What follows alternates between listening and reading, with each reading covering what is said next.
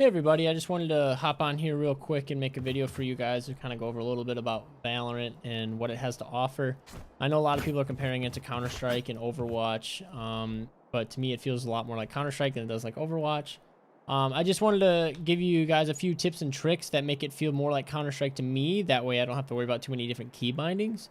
So the first things first is the movement obviously is the same, but there's a few settings that I like to change right off the bat.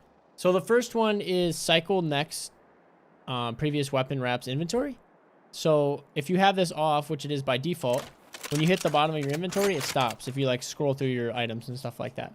So what I did is I flipped that on, and now it feels more like Counter-Strike, where you can just constantly scroll through your items.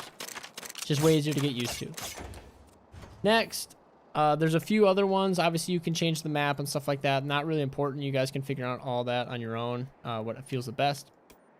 If you go to controls, obviously everything is kind of set up the way Counter-Strike is. If you go to equipment, this is kind of a big one. Auto re-enter scope will be off by default. If you leave it like that, when you shoot, it won't re-scope in for you like it does in Counter-Strike. So if you turn it back on, then you can quickly shoot. It'll rescope in just like you are familiar with the AWP. Very straightforward, very easy. Again, just makes it feel a little bit easier for me. In my controls as well, I changed up my abilities significantly because I have like a really bad habit of QQing in Counter-Strike to where I go back to my previous weapon. So I put on the equipped last item as my Q just so it's familiar like Counter-Strike. So again, I can QQ, whatever I got to do, you know, lose a round because of it.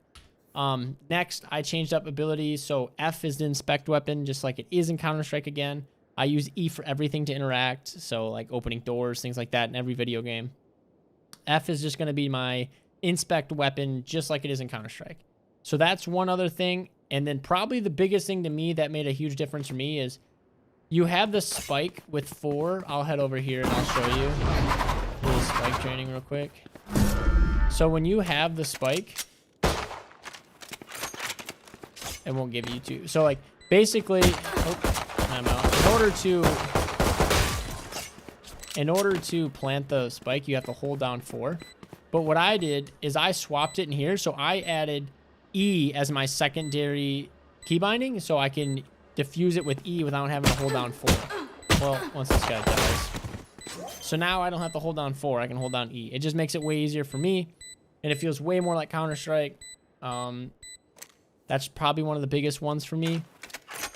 Everything else is pretty straightforward. Nothing else has really changed. Crosshair, again, I made it just like Counter-Strike is. I tried to mimic everything about Counter-Strike that I could in this game just to make it more comfortable for me.